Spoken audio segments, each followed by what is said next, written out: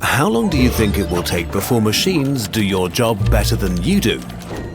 Automation used to mean big, stupid machines doing repetitive work in factories. Today, they can land aircraft, diagnose cancer, and trade stocks. We are entering a new age of automation unlike anything that's come before. According to a 2013 study, almost half of all jobs in the US could potentially be automated in the next 2 decades. But wait, hasn't automation been around for decades? What's different this time?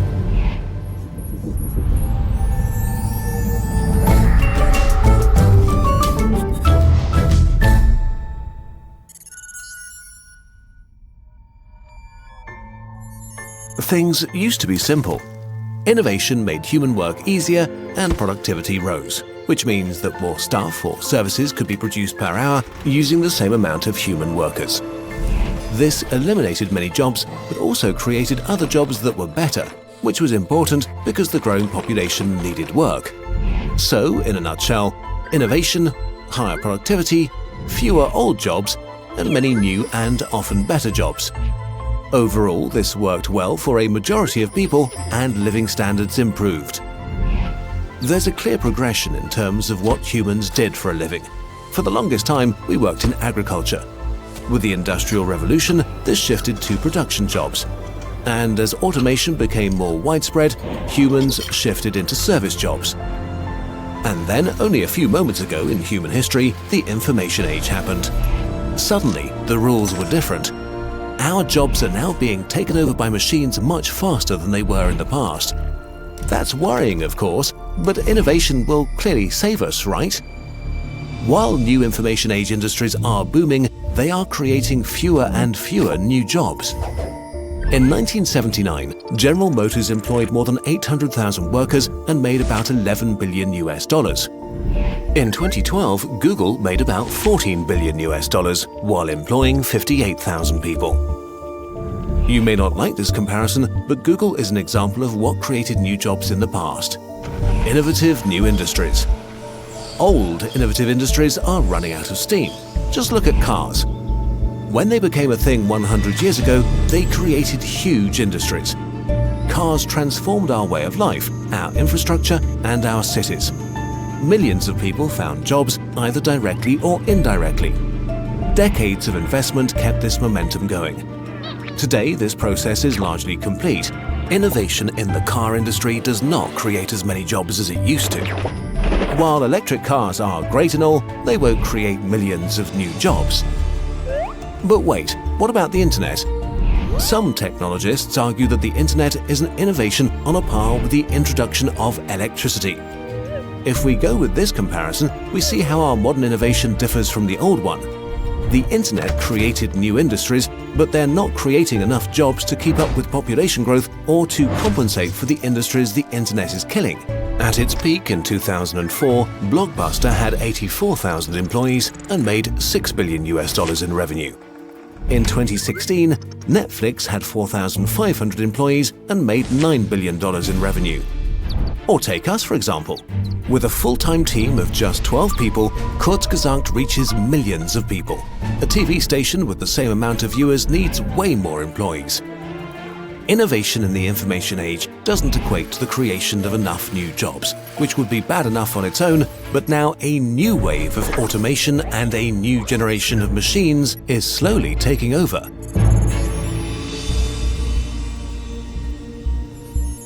To understand this, we need to understand ourselves first.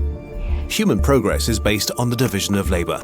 As we advanced over thousands of years, our jobs became more and more specialized. While even our smartest machines are bad at doing complicated jobs, they are extremely good at doing narrowly defined and predictable tasks. This is what destroyed factory jobs. But look at a complex job long and hard enough, and you'll find that it's really just many narrowly defined and predictable tasks, one after another. Machines are on the brink of becoming so good at breaking down complex jobs into many predictable ones that for a lot of people, there will be no further room to specialize. We are on the verge of being out-competed. Digital machines do this via machine learning, which enables them to acquire information and skills by analyzing data.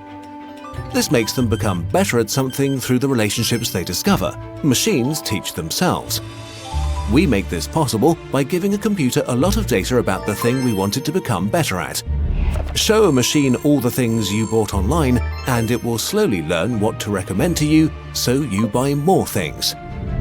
Machine learning is now meeting more of its potential because in recent years, humans have started to gather data about everything.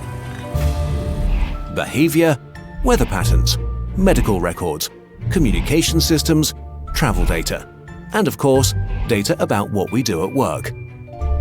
What we've created by accident is a huge library machines can use to learn how humans do things and learn to do them better. These digital machines might be the biggest job killer of all. They can be replicated instantly and for free. When they improve, you don't need to invest in big metal things, you can just use the new code. And they have the ability to get better fast. How fast? If your work involves complex work on a computer today, you might be out of work even sooner than the people who still have jobs in factories.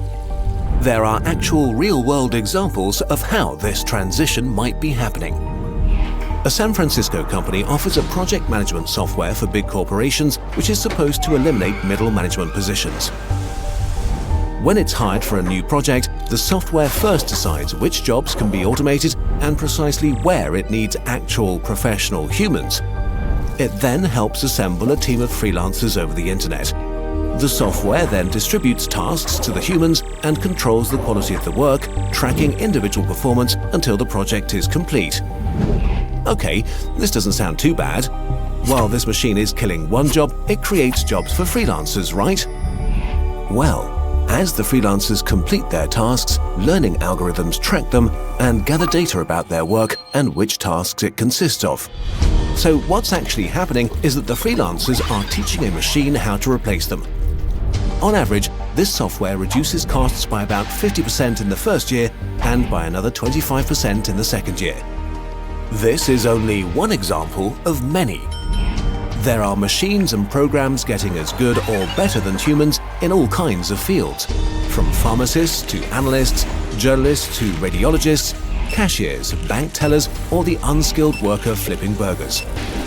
All of these jobs won't disappear overnight, but fewer and fewer humans will be doing them. We'll discuss a few cases in a follow-up video.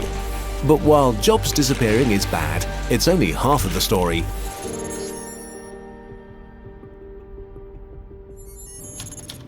It's not enough to substitute old jobs with new ones. We need to be generating new jobs constantly because the world population is growing. In the past, we have solved this through innovation. But since 1973, the generation of new jobs in the US has begun to shrink. And the first decade of the 21st century was the first one where the total amount of jobs in the US did not grow for the first time. In a country that needs to create up to 150,000 new jobs per month just to keep up with population growth, this is bad news. This is also starting to affect standards of living. In the past, it was seen as obvious that with rising productivity, more and better jobs would be created. But the numbers tell a different story. In 1998, US workers worked a total of 194 billion hours. Over the course of the next 15 years, their output increased by 42%. But in 2013, the amount of hours worked by US workers was still 194 billion hours. What this means is that despite productivity growing drastically, thousands of new businesses opening up, and the US population growing by over 40 million, there was no growth at all in the number of hours worked in 15 years. At the same time, wages for new university graduates in the US have been declining for the past decade, while up to 40% of new graduates are forced to take on jobs that don't require a degree.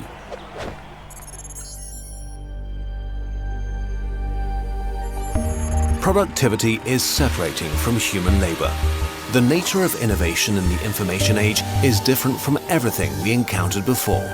This process started years ago and is already well underway, even without new disruptions like self-driving cars or robot accountants.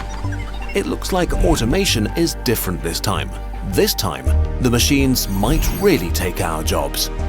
Our economies are based on the premise that people consume. But if fewer and fewer people have decent work, who will be doing all the consuming? Are we producing ever more cheaply only to arrive at a point where too few people can actually buy all our stuff and services? Or will the future see a tiny minority of the super rich who own the machines dominating the rest of us? And does our future really have to be that grim? While we were fairly dark in this video, it's far from certain that things will turn out negatively. The information age and modern automation could be a huge opportunity to change human society and reduce poverty and inequality drastically. It could be a seminal moment in human history. We'll talk about this potential and possible solutions like a universal basic income in part 2 of this video series. We need to think big and fast, because one thing's for sure, the machines are not coming, they are already here.